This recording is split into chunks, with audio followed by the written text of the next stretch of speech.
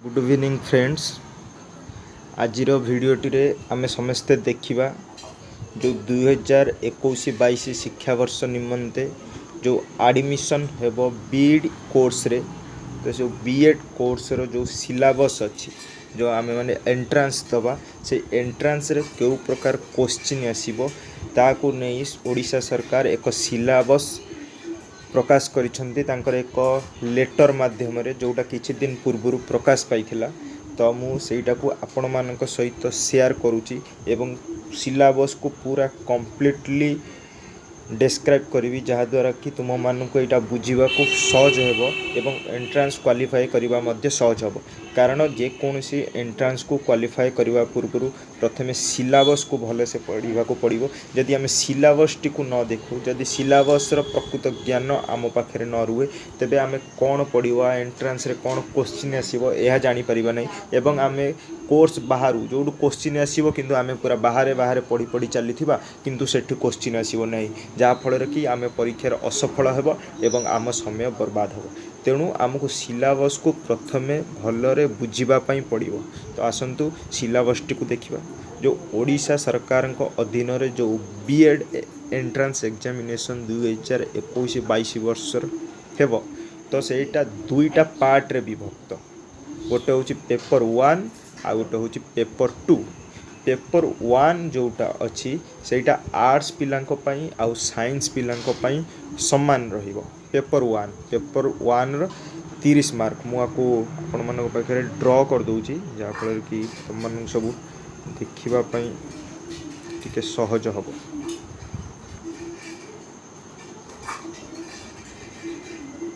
तो ये देखो फुल मार्क 30 लिखाई। तो फास्ट जो आसीबो आमको 10 मार्क आसीबो कोथुरु लैंग्वेज इंग्लिश से कौन आसीबो कम्प्रेहेंशन आसीबो।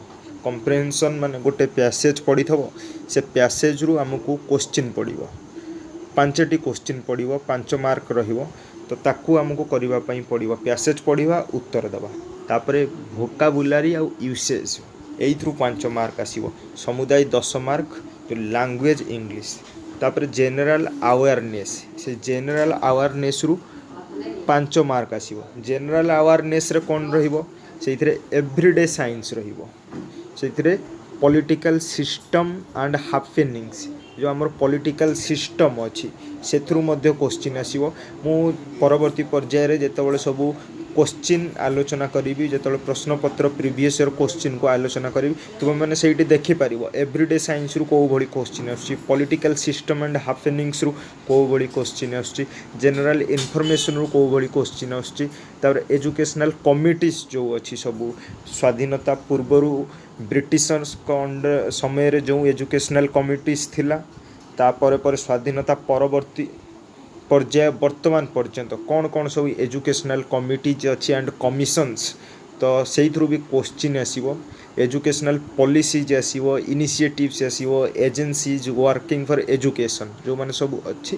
तो एथ्रु 5 मार्क आसीबो, आकु हमको भले से पढ़ा पड़ो। तापर रीजनिंग जो अच्छी, तो रीजनिंग भी तुम्हें मैंने देखिपर तुम मानक सिलेबस सहित प्रीवियस ईयर क्वेश्चन को भले से देखापी पड़ो, जहाँफल कि तुम मैंने क्वेश्चन पैटर्न को पूरा भले से जापर से अनुसार प्रस्तुति हम आ सफलता निश्चित पाइब। तो लॉजिकल एंड एनालिटिकल रीजनिंग ये हूँ 5 मार्क। तापर टीचिंग एप्टीट्यूड, जो टीचिंग एप्टीट्यूड अच्छी सेटा 10 मार्क। समुदाय 30 मार्क आसीबो, ये 10 मार्क, ये 5 10 20 मार्क, ये 10 मार्क। टीचिंग एप्टीट्यूड रू सब आसीबो solving problem of educational contest, managing classroom and teaching learner and learning related issues, goals of education, role of various agencies and organisation in management of education, issue related to teaching learning strategies. तो एठू आम paper 1 रु 30 mark ए आसीबो, आपको भल से पढ़ा ए अनुसार जहाँ जहाँ प्रीवियस क्वेश्चन अच्छी ताकू देखा आम जापर पेपर 1 रे कौ भली क्वेश्चन आसूची। पेपर 1 हूँ साइंस पिलांकों आर्ट्स पिलांकों सामान। एबे आमे आसंतु पेपर 2 देखा। पेपर 2 प्रथमे आर्ट्स स्ट्रीम को देखा। पेपर 2 जो आमर रोची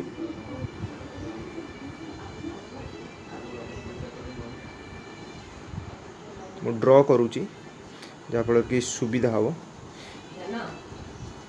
पेपर 2 हूँ 60 मार्क, फुल मार्क हूँ आमर 60। तो यहाँ हूँ सेक्शन ए आर्ट्स स्ट्रीम। तापर आम साइंस को जीवा। तो ये general English 15 mark, English grammar जहाँ को कौन general English 15 mark, Odia grammar 10 mark 25, history and political science 20 mark 25 20 45 mark, geography and economics 15 mark, ये है 60 मार्क। तले आपको सब डिस्क्राइब होमें भलसे देखा। तापर साइंस भी सेमती, physical science 20 mark, bio science 20 mark, mathematics 20 mark, ये है 60 mark. Duration of the test, परीक्षार समय होची 1 घंटा 30 मिनिट बा 90 मिनिट, 90टा क्वेश्चन 90 मिनिट, गोटे क्वेश्चन को 1 minute. Type of question multiple choice question आसीबो विथ 4 ऑप्शंस। गोटे क्वेश्चन पकेइबो तार 4टा ऑप्शन दबो, तुमको जोटा ठीक लगिवो तुमे सेटा को सिलेक्ट करिवो। तो candidates are required to choose the best correct answer. से एट कहूँ सेक्शन ए आर्ट्स स्ट्रीम। एबे आकु आमे टिके देखिदबा। ये section A arts stream, English, Odia, history, political science, geography and economics. पूर्व वर्ष सब इकोनॉमिक्स नथिला, ए वर्ष 21-22 वर्ष शिक्षा वर्ष जो एंट्रेंस एग्जामिनेशन होबाक जाउची सेइथरे इकोनॉमिक्स अछि। तो कॉम्प्रिहेंशन अनसीन टेक्स्ट, ये जो इंग्लिश जनरल इंग्लिश रहिला इथरे कॉम्प्रिहेंशन गोटे पैसेज आसीबो 5 मार्क्स रो। तापरे वर्ड फॉर्मेशन आसीबो, डेरिवेशन आसीबो, एंटोनिम्स आसीबो एंड सिनोनिम्स आसीबो। तापरे स्पेलिंग एंड पंक्चुएशन आसीबो, ग्रामर पार्ट, ग्रामर आसीबो parts of speech, time and tense, change of voice, direct and indirect speech and transformation of sentences. ये थिला पूरा पूरी इंग्लिश रो। आपको भल से टेके देखीदेव, ये अनुसार प्रैक्टिस करिवो प्रीवियस ईयर क्वेश्चन को देखी। ये जो सब पार्ट्स ऑफ स्पीच अच्छी, टाइम अच्छी, टेंस हम देखिबो, change of voice, direct indirect speech and transformation of sentences. तापर ओडिया ग्रामर, ओडिया ग्रामर हूँ कॉम्प्रिहेंशन अनसीन टेक्स्ट, सी भी गोटे पैसेज आसीपर ओडिया ग्रामर। तो ओडिया ध्वनि जो अच्छी, ओडिया ध्वनि ये आमको अष्टम श्रेणी बही में मिल जाव। जो ग्रामर बही अच्छी ओडिया ध्वनि, नवम श्रेणी, दशम श्रेणी, ये 3टा ग्रामर बही को सिलेबस अनुसार पूरा भल से पढ़ी नब। Odia vocabulary, Odia word formation and syntax, spelling and punctuation, ये सब ग्रामर बही अच्छी अष्टम नवम दशम श्रेणी ग्रामर बही ताको भल से देखीदेव। ग्रामर जो कारक विभक्ति समास ये भी नवम श्रेणी बही अच्छी, आपको भी भल से देखीदेव। तापर history and political science, history जो पार्टी रहिला से आंशिएंट हिस्ट्री पढ़ोनी कि मेडिएवल हिस्ट्री आमर पढ़ोनी। कौन पढ़ो? Rise of the British power in India, basically modern Indian history जो अच्छी से क्वेश्चन आसो। ब्रिटिश पावर केमती राइज करथिला, इंडियन जो पेनिनसुलार अच्छी से केमती ब्रिटिश पावर राइज करथिला से क्वेश्चन आसो। Socio religious movement in 19th century, से ब्रह्म समाज हो, रामकृष्ण मिशन हो, आर्य समाज हो, प्रार्थना समाज हो, जो मुस्लिम मानकर जो सोशियो रिलीजियस मूवमेंट हो, सिख मानकर सोशियो रिलीजियस मूवमेंट हो, जो दलित मूवमेंट हो, रामस्वामी पेरियर हुंतु, आंबेडकर हुंतु, ओडिशार भीम भोई हुंतु, टिके मु ड्र कर दउची। तो ये सब देखिपे इंडिया स्ट्रगल फॉर फ्रीडम, एठू मध्य क्वेश्चन है जो फ्रीडम स्ट्रगल थिला। तो सेठू भी क्वेश्चन आसो फ्रीडम स्ट्रगल रो, फ्रेंच रिवोल्यूशन, हिस्ट्री रो वर्ल्ड हिस्ट्री जो पार्ट अच्छी से फ्रेंच रिवोल्यूशन आसो। फ्रेंच रिवोल्यूशन टाक तुम एनसीईआरटी बही को जाओ, सीधा एनसीईआरटी बही को जाई जो क्लास 9 अच्छी ताको डाउनलोड करिवो। मोर गोटे वीडियो मध्य मु देइछि एनसीईआरटी बही केमती डाउनलोड करिवो, से क्लास 9 रे फ्रेंच रिवोल्यूशन अच्छी तुम ताको पढ़ी परिवो। फास्ट वर्ल्ड वार से एनसीईआरटी बही पढ़ो, सेकेंड वर्ल्ड वार एनसीईआरटी बही पढ़ो। ऑनलाइन रे बहुत मॉक करिवो वर्ल्ड हिस्ट्री को नहीं। फास्ट वर्ल्ड वार रो mock question, second world war रो मॉक क्वेश्चन, फ्रेंच रिवोल्यूशन रो मॉक क्वेश्चन आ प्रीवियस ईयर क्वेश्चन देखिवो। World war, second world war, French revolution को प्रकार क्वेश्चन आसे से अनुसार तुमको प्रैक्टिस करने पड़ो। तापर salient features of Indian constitution and fundamental rights, Indian constitution question आसो पॉलिटिकल साइंस पार्ट और फंडामेंटल राइट्स जो फंडामेंटल राइट्स सब अच्छे आमर 6टा ताकू आमको पूरा पूरी देखापी पड़ो पूरा आर्टिकल 35 पर्यंत तापर केबे केबे से राइट्स गुड़ाक सब एमेंडमेंट होती कौन कौन नुआ नुआ सब एमेंडमेंट होकर नुआ नुआ आसी तो ताकू सब आमको देखापी पड़ो फंक्शंस ऑफ लेजिस्लेटिव असेंबली जो राज्य मानकर अच्छी विधानसभा parliament high court supreme court ये सबूर को पूरा देखापी पड़ो सुप्रीम कोर्टर मुख्य विचारपति हूँ हाई कोर्ट हूँ पार्लियामेंटर सिस्टम सब पार्लियामेंटर पावर प्रेसिडेंटर पावर सुप्रीम कोर्टर पावर ये सबको देखापी पड़ो तापर हूँ जियोग्राफी पार्टा जियोग्राफी एंड इकोनॉमिक्स जियोग्राफी रे लॉन्गिट्यूड लैटिट्यूड यहाँ एनसीईआरटी बही रे पूरा भल से वर्णना होती तो एनसीईआरटी बही को पढ़ीदेव longitude and latitude physical division of India आपको भी एनसीईआरटी बही नेचुरल रिसोर्सेस ये भी एनसीईआरटी बही विशेषकर जियोग्राफी पार्टा कवर करने क्लास 6 to 10 एनसीईआरटी बुक्स पढ़ीदे आमर जियोग्राफी पार्ट टी पूरा संपूर्ण हो ये हूँ जियोग्राफी पार्ट थिला तापर इकोनॉमिक्स पार्टा हूँ basic features of Indian economy तो ये वर्ष नुआ आसी ये प्रीवियस ईयर क्वेश्चन सब कौन थिला कारण जेहेतु आगुरी इकोनॉमिक्स पार्टी नथिला ए वर्ष ताकू जोड़ी दिया जाइए तो आमको से अनुसार किसी जना नहीं जे कौन क्वेश्चन आसो किंतु आपण मैंने जदि एनसीईआरटी बुक को पढ़ी दौरान निश्चित जे से ही क्वेश्चन आसो तापर आम सेक्शन बी को देखा सेक्शन बी हूँ साइंस स्ट्रीम ये physical science bio science mathematics physical science रो जो एटॉमिक स्ट्रक्चर अच्छी एटम्स अच्छी मॉलिक्यूल्स अच्छी क्लासिफिकेशन ऑफ एलिमेंट्स अच्छी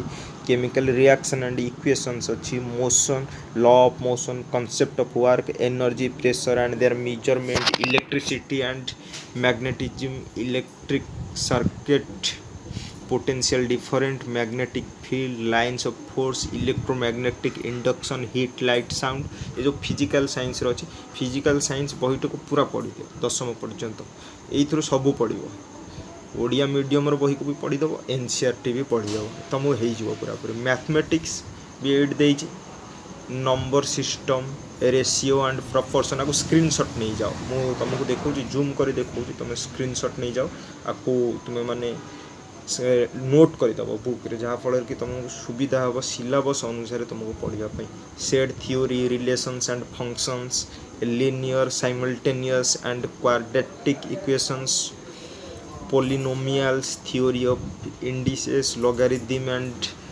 anti-logarithm trigonometric ratios and indices problems on height and distance basic geometrical concepts and geometry of plane figures ये mathematics रो ये सब question आसीबो biological science मध्ये आसीबो मु तुमको जूम कर दउची तमे माने एडी तक देखि दबो तो ये होची बायोलॉजिकल साइंस रो क्वेश्चन तापर से ये थिला पूरा पूरी साइंस पार्ट रो जो सिलेबस थिला physical science mathematics biological science रो सेल रो structure components and functions diversities in plants and animals natural resources environment रो ecosystem flow of energy biogeochemical circle in nature environmental degradation and population basic physical function in plants and animals nutrition respiration excretion and reproduction यही सब question आसो ये थिला पूरा पूरी जो BEd entrance examination arts और साइंस स्ट्रीम जो पार्ट 2 बा सेक्शन बी अच्छी तार सिलेबस एवं 1 साइंस और आर्ट्स पाई समान तो ये संपूर्ण सिलेबस को आपण माने मन रखंतु ताको नोट कर दिंतु से अनुसार परीक्षा पे प्रस्तुत होंतु निश्चित आपण सफलता पाइबे बहुत बहुत धन्यवाद यदि आपण एवं आपण सांग साथी बंधु बांधव कई बीएड एग्जाम ए वर्ष दबाक जाऊँ तो यही भिडियोटी निश्चित शेयर करूँ चैनल को सब्सक्राइब करने कहतु लाइक करने कहतु जहाँफल कि आगामी जो नोटिफिकेशन सब आगामी जो वीडियो अच्छी तुम प्राप्त कर बहुत बहुत धन्यवाद।